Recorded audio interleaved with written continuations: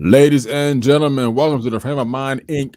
podcast. This is your boy Simbawi Nibaye Jr., aka TK, and my man Omar Williams. We call him O. Say what's up to the peeps.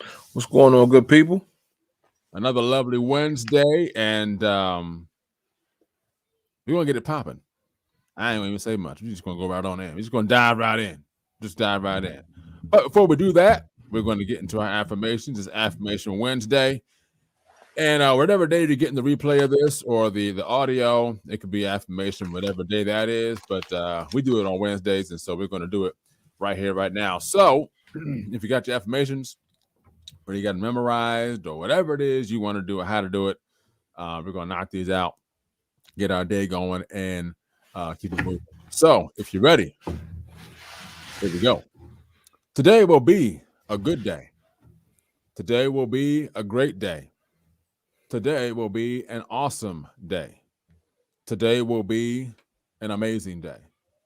Today will be a phenomenal day. Today will be stress-free. Today will be a stress-less day. Today, I will overcome all barriers that want to block my progress. Today, all circumstances, issues, and situations will work in my favor. Today, all things will line up for my good. Today, I will become better than who and what I was yesterday. I am a go-getter. I am victorious. I am triumphant.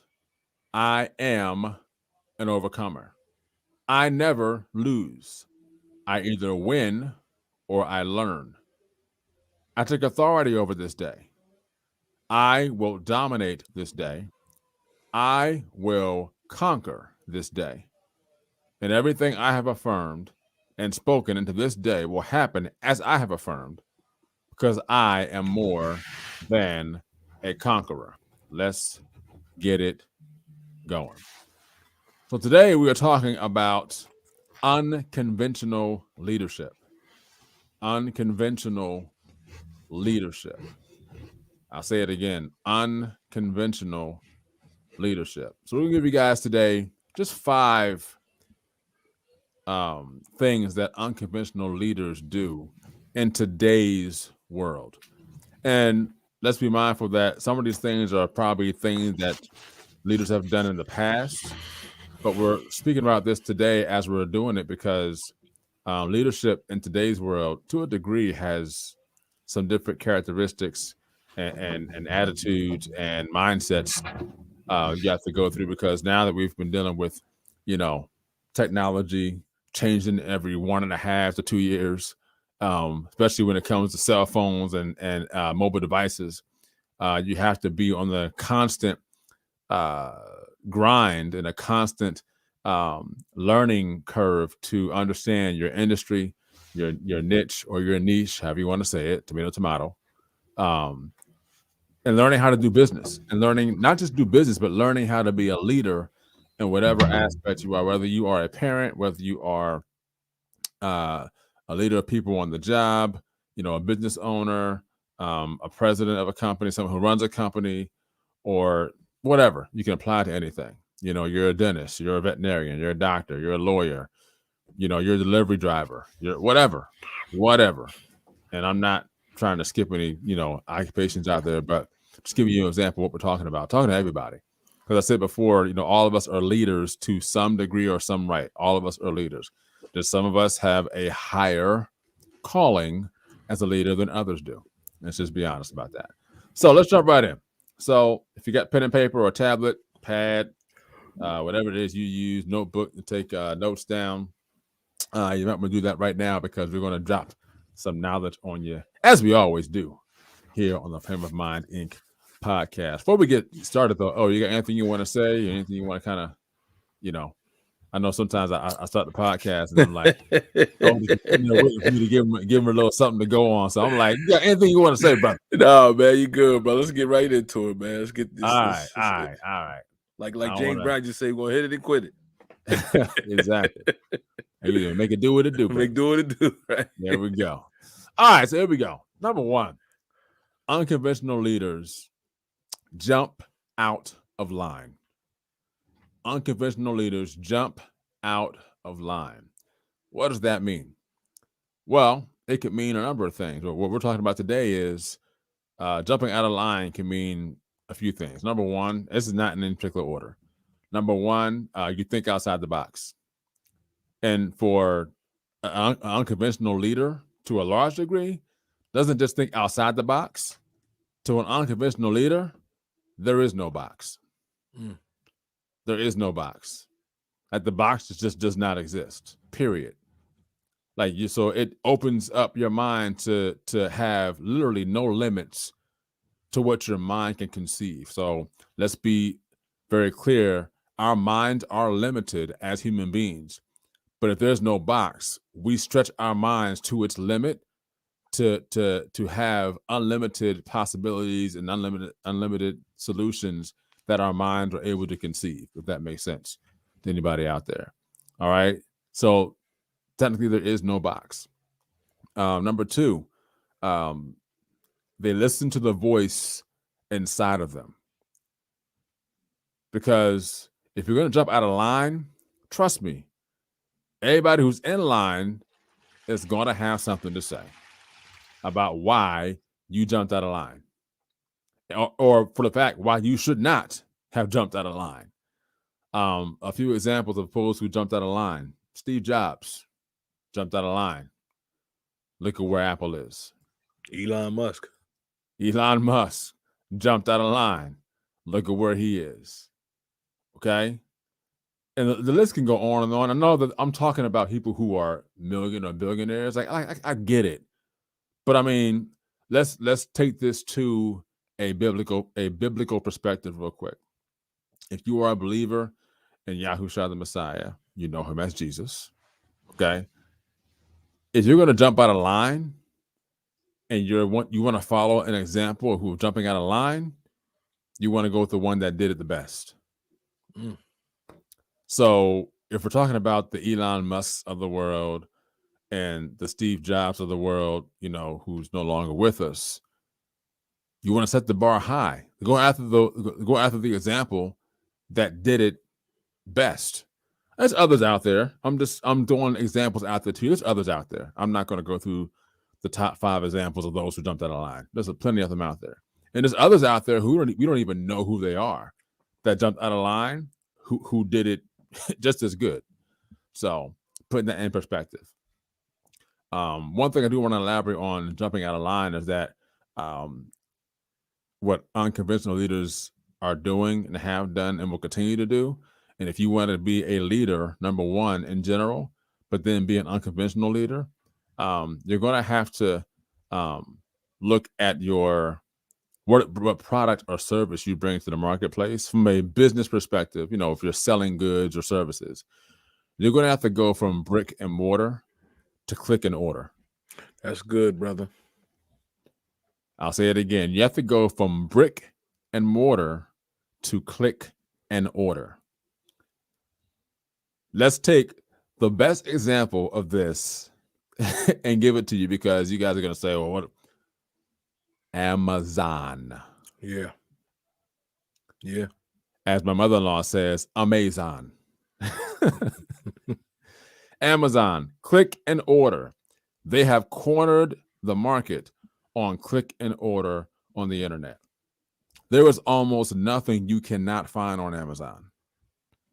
And most people are going to go to Amazon first before they go to anywhere else, because they know that Amazon can, number one, because they have Prime, you can get it faster. Mm-hmm. Number two, they know pretty much Amazon has gotten to the point where now almost anything you want is on Amazon.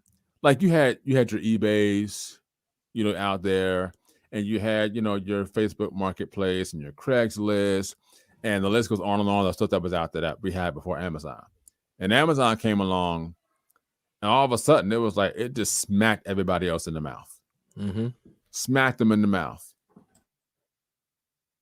Amazon jumped out of line, and everybody else was like, "This ain't gonna work. What you talking about?" Amazon's a conglomerate. They have cornered the market on internet click in order. They have the only brick stores they have, or not store, only brick buildings they have are the stations where the drivers are going to deliver the product that people order online to their houses. That's it. There is no Amazon store brick and mortar. Right. There's none of that. It's just the building that the drivers go to collect the orders everyone has done and order online and deliver them. That simple. Oh, what you got? No, I was going to say, like, a lot of your leaders that are unconventional that jump the line, like from you could say from Jesus or Yahushua. How do I say it, brother? Yahusha. My brother's going to teach me one of these. He's going to give it to Yes, sir. So from Yahusha, which is Jesus, all the way to, let's just say Elon Musk or Jeff Bezos. From all of these guys shifted culture. They shift culture. Like they're not following the lead that was prior. Like they're not following the thing that was happening before them. They're actually creating a whole nother thing. Yeah. Amazon didn't exist prior to Jeff Bezos. Electric cars on the level that it's done didn't exist prior to Elon Musk. Steve Jobs, like I know my brother doesn't have an Apple phone, but that's another topic for another day. I had one some years ago. I don't have one now. It's all good. But I was just at a men's breakfast, and I was sitting next to a brother next to me, and he was asking me about what stock should I invest in. I said, brother, look at this table, and every single person besides you had an Apple phone. I said, it's that simple, bro. I said, it's that simple. So back to my point, Steve Jobs changed culture with everybody having an iPhone in their pocket. That's saying something, man. That's unconventional leadership, doing things a different way than they would that they've been doing it. You know what I mean?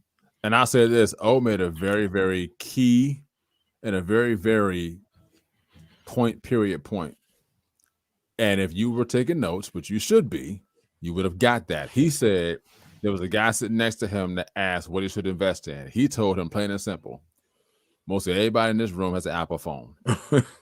Period. Right. That's a clue. Right. He's telling you need to invest in Apple. You need to invest in something that everyone is getting their hands on, invest in it and let that do its thing. It's that simple. Now, I'm going to make a little point here. I don't have an Apple phone, but I do have Mac products. Exactly. Okay. I've got my laptops. I got my computers, like everything I do at my studio that I work with and all that, mobilely, Mac products. I'm not going to explain myself why I have a Droid phone. I'm not going to do that. Okay. and let me do this too.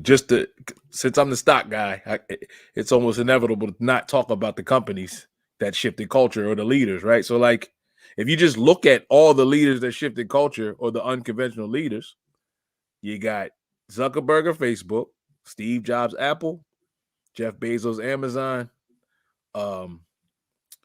Google. I'm not sure who their CEO is, but those companies alone all talk that they created an ecosystem that we have right now. Like, there's people that do business just from their iPhone. Yep. Everything. Like, they have nothing else. Their phone is where they direct business. So I'll digress. I'll let my man continue. So again, jump out of line. Number 2, unconventional leaders invest in themselves. We just talked about stock market not about 10 seconds ago. They invest in themselves, but not just investing in themselves with stocks and trades and investments. They invest in their mindset. They invest in knowing and having knowledge or being knowledgeable about their industry, being knowledgeable about their competition, being knowledgeable about, anything, whatever, to stay ahead of the game. I mentioned earlier, I said, you could be a parent.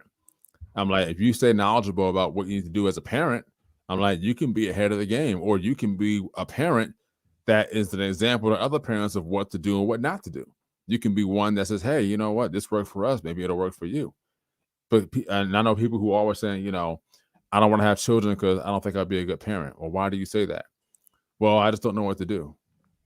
Have you asked anybody what to do? I mean, the examples you've seen in your life kind of makes you fearful of not wanting to become a parent. What if people always say, you know, I don't want a job? Well, why not? Well, my father kept getting fired, so I don't want a job either. How are you going to live life without making money? Right. Unless you plan on doing something unconventional, That's good. you need to go out and get a job. You can make some money. How are they gonna say I don't want to have kids? Because it's like, well, we were created to procreate. Period. That's how life goes on. It's that simple. So invest in yourself. So you invest in your mind. You invest in your heart. And invest how your body functions. Invest in keeping your body in shape, exercising, things of that nature. A few notes I have down here. It said one of the best things you can do, aside from a business standpoint and making money standpoint, is not just investing in stocks, but doing real estate. Mm-hmm. Real estate, to a large degree, and correct me if I'm wrong. No, real estate is actually the better thing to do than investing in the stock market. So let put a pin on that, right? Pin on it. There we go. So let me add this to it. So there's 3 ways that the richest people you know got rich. And I think me personally, I think the stock market is the 3rd best way. I think real estate is 1. 2 is buying and selling businesses. And 3 is the stock market. So yes, you're correct, brother. I believe in real estate. That's the ultimate thing we all should strive for, is to get land, real estate, property. Yep. You heard it from the stock market man. He just told you.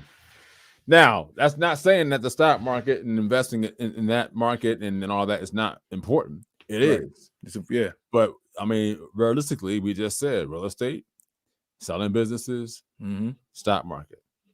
If you can get those 3 on your list, you can, to a degree, quote unquote, be unstoppable. You'll be you can attain that wealth. Yes. You could be unconventional. You could be unconventional in any capacity. Unconventional. So they invest in themselves. And the one thing that unconventional leaders will do, they won't say, how much does it cost? They will say, how much am I going to get in return? See, when you talking about costs and then in return, it's 2 different things. See, cost means I'm not getting anything back. Investing means, hey, I am expecting a return off of this. So they think differently than someone that wants to say, oh, well, that costs too much. Now, I'm not saying to go out there and run your bank account out. I mean, be smart about it, but you got to give something to get something. It's just that simple. But you got to be willing to understand, okay, what am I willing to give or give up to get what I need to get to go where I need to go to get done what needs to get done. The last point we'll make here on investing in themselves is don't give the grave your gifts. Don't give the grave your gifts. Too many people who have been existing on this earth have gone to the grave with gifts they never used.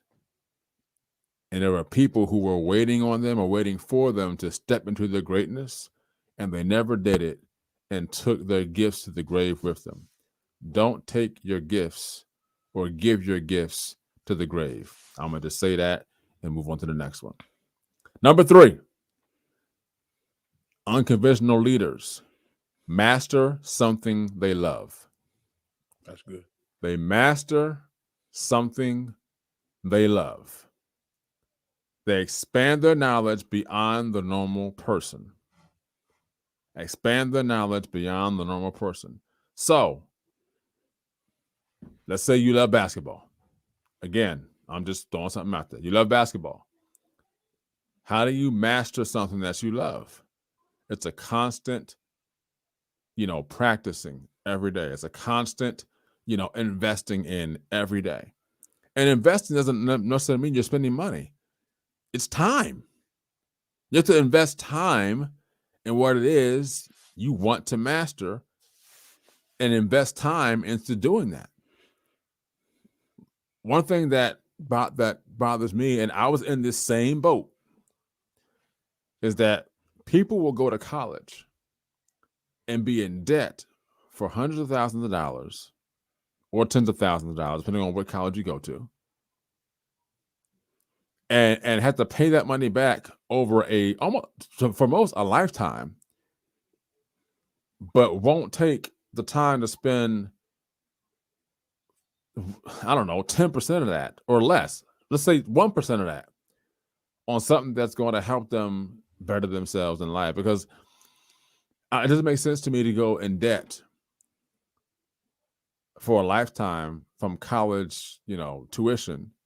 And trust me, again, I was in that same boat until I finally said, man, like I spent all this money on college, or I'm paying this money back. I did get grants and merits I didn't have to pay back, but they far outweighed what I had to actually, pay to get in college. I'm like, man, like, why do people do this? But if you're going to go and master something that you love, go and do it with a purpose. Don't just go and do it because, your parents said so, or because life says, well, you got to go through elementary school, middle school, high school, and then go to college, get a job, get a retirement, and all that. And if that works for you, great. But if that's not working for you and that's not what you want to do, you want to be unconventional, jump out of line, invest in yourself, master something that you love. And number 4, be mission driven. Be mission driven. Your mission should be one of the things that drives you. And I say one of because there can be other things that drive you. But if you're off mission, you kind of need to reel that back in to make sure you're staying on course. Because for me, number 1, and you can out there can argue with me whether number 1, number 2, is that number 1, your family should drive you. Number 1. And then number 2, you should be driven by others or for others. Because whatever it is that you're doing should be a benefit to other people. Whatever it is, whether it's a product, a service, or whatever it may be, it should be something that benefits others. And if it's not benefiting others, you might want to check and see what it is your mission is and what's driving you. Because if it's only benefiting you, or only benefiting you and your family, it's not really, fulfilling the purpose that you were sent here to do. Oh, what you got? No, I just wanted to go back to the master thing. I don't mean to mess up. No, you good. No, you good. You good. Okay. Yes, but they say to master something you need to do 10,000 hours. Yeah, I heard that before a lot of times. Now, I mean, I'm not here to tell you that's what you have to do or not do, but I do kind of, it makes sense because when you break down the numbers, 10,000 hours, if you do an hour a day for a year, that's only 3,000. Or that's an hour a day for a year is only 365 hours. Right. So if you do 10 years at that pace, that's 3,000. That's still not even 10 hours, 10,000 hours yet. So if you were to do an hour a day for 10 years, that's 3,000 hours. So you would need to do about 30 years to master something at an hour a day. Now, we know we got more time than that to master it. Right. So that means as you're going to work, be learning your craft more, coming home from work, learning your craft some more, practicing at night, starting to implement what you're learning. Now you're piling up these hours and you're cutting that time in half. But it's still going to take you some time if you subscribe to that 10,000 hours rule. So I didn't mean to go back one, but no, you good. That mastering your craft is big, man. Really getting to know how the ins, the outs, the whys, the why nots, the reason for it. You know what I mean? Like a lot of us don't even know the history of what we do or what we like or what we say we like to do. You know what I'm saying? We just doing it because we like it. We don't know the origin. We don't know the reason behind it. We're just, I like to paint. You know what I'm saying? Yeah. And you paint, so But man. I mean, that's highly important. Yeah, yeah. Highly important. I mean, and this, I mean, speaking of that, I was looking at something that Gary Vee said about NFTs. Okay. And I heard of NFTs, and all that. I haven't done a deep dive into it, nothing like that. And I'm kind of like, man, I'm like, to a large degree, what is this whole NFT thing about? And so Gary Vee said, he was like, a year and a half ago, he's like, I didn't know what NFTs were. He's Mm-hmm. like, I heard about it, but I had no idea what it was. No idea what NFTs were. He said, and I'm just paraphrasing. He's like, but I saw something that was happening, something that was brewing. He said, and so what I did was, he said, I took some time and some money. He said, and I spent 50 hours learning what NFTs are. Mm-hmm. He said, and now I make money off other people selling my NFTs. Right. He's like, last night I made $240K off NFTs. I said, all right, I need to do my 50 hours. Yeah, man. Yeah, man. It's opportunity like that. If you willing to dig, like I said, he dug deep. That 50 hours was enough for him. Right. You know what I mean? So he didn't do 10,000. He did 50 hours. And then next thing you know, I don't know. He didn't say how much longer later, but he said, in the interview, he said, he's like, last night I made 240K off of NFTs. But you know what, too? I just thought of it. It just hit me when you said he didn't do 10,000 hours. Mm-hmm. He leveraged his Gary Venus, which got 10,000 hours. Right. You know what I'm saying? Like, you're a drummer. I'm sure you got 10,000 hours of drumming, right? Yeah. If you were to learn how to play a new style of drum for, let's just say, Korean music. Yeah. And you learned it for 50 hours, and now you go take that skill set you've learned to whatever producer in Korea, and they're like, man, I like this guy, TK. Mm-hmm. People were like, man, he only studied it for 50 hours. No. This brother been drumming since, I don't know, how old are you? Since I was 7 years old. There you go. Your 10,000 is, you got it. You know what I'm saying? Yeah. and that the key word you said was he leveraged his Gary Venus. And to a large degree, it's like leverage will cut that 10,000 hours in half or more. Yep. Because you're using that to your advantage. Yep. What can I do to cut the time down, but still get the knowledge and the wisdom and all that I need, to master this and to make sure this gets done. So it's 100% doable to cut down. I mean, now in today's world, you don't need 10,000 hours, right? But it will definitely help you, right? I mean, like I said, I started drumming when I was 7 years old. I'm 40 years old now. I mean, I've been drumming, if you want to put it in numbers, for, I don't know, 32 years. Yeah, 32 years. Roughly, yeah. Roughly. 33 years I've been drumming. Mm-hmm. But I started out at age 7, and I had an idea what I was doing, but over time, I mean, I don't sound like I'm 7 now. You know what I mean? But I'll be honest.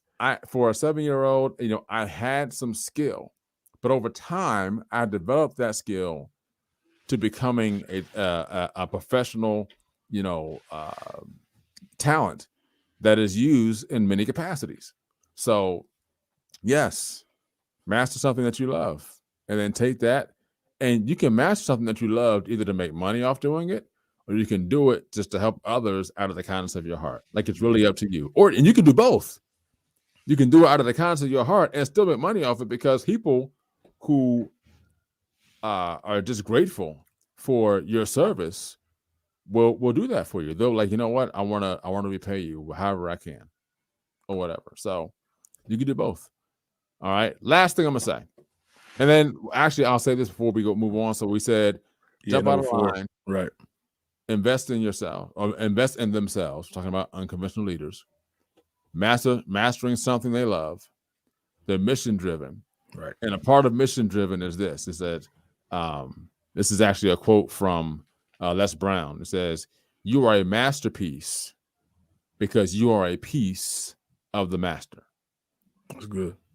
Again, you are a masterpiece because you are a piece of the master, which leads us to our last point, is that uh, you have to be willing to accept the call. You have to be willing to accept the call or the calling that you have. So we'll go two ways on this. So we'll go here just in general, is that if you know what you're called to do and what you're here to do or what your purpose is, it's like you need to begin to walk in that. And that may not look the way that you think it's going to look. You may be like, oh, this right here looks like the way I should go. But it might be a different way because that path that you think that looks like it's supposed to be that, there's probably some traps in there. There's some things in there that's probably going to either it's going to be like a sink or swim kind of thing. Right. But the pathway that doesn't look like it, it's like, yeah, but this here is going to prepare you for where you got to go. That path over there looks like it's it, but it's really not. It's showing you something that it's a mirage. It's showing you something that's really not there. Right. From a spiritual perspective, it's basically saying yes to Elohim. Whatever it is he created you for and to do, you need to walk in that and do that. And sometimes that could be fearful because we have our own agenda of what we want to do, how we want to do it, when we want to do it, who we want to do it with. But if you say yes to Elohim and do what he created you to do and purposed you to do on this earth, all of this we just talked about will fall in line ultimately by just saying yes to his plan for your life. Mm-hmm. It's that simple. I'll say this one last thing and we'll kind of wrap this up. I was listening to Israel Houghton. And those of you who don't know who Israel Houghton is, he is a I can't even say gospel. I mean, because you have different genres. You have gospel, and you have contemporary Christian and all the other things out there. But Israel's kind of like in the middle of all that. He's like a crossover gospel contemporary artist. He kind of fits in the middle there. But anyway, he has a group called Israel and New Breed. And I was watching a YouTube video of something that they did in 2020 during the pandemic, and they did like a little thing. It's called "Feels Like Home." It's like a 3-hour YouTube video, and they were just doing his music and doing some remixes, and they were all in one room, and they were just singing and performing and ministering. And so he had made a statement saying that when he at first started leading worship, he was 19 years old, had no idea what he was doing. And the very first time he sat down, at a piano to play to do this, he said, he was like, hey, he's like, God, if you created me to do this and this is my purpose, he's like, show me how to worship. Like, show me how to do this. And he said, from that moment, even up to present day, he says, every time he sits down at a piano or a keyboard and he goes to rehearse or practice or just be in the presence of Elohim, he always says, before he even touches that instrument, he says, if you created me for this, and this is my purpose, show me how to worship. Teach me how to worship. Israel Houghton is one of the most prominent worship leaders in the entire world. And so this is an example of saying, all right, yes, Elohim, I accept your call and your will for my life. And if this is the call and your will you have for my life, show me how to do this. Lead me and guide me. Now, when I say show me how to do this, don't sit there on your butt and not do nothing and expect him to show you what to do. You have to get up and do something yourself. You just can't say, all right, show me how to do this, and just sit there and expect for it to fall out of the sky or smack you in the face or whatever. You got to get up and do something yourself. Faith without works is dead. So you can have the faith and all that, but if you don't get up and do something, it'll sit there and it'll wait on you or not. Depends.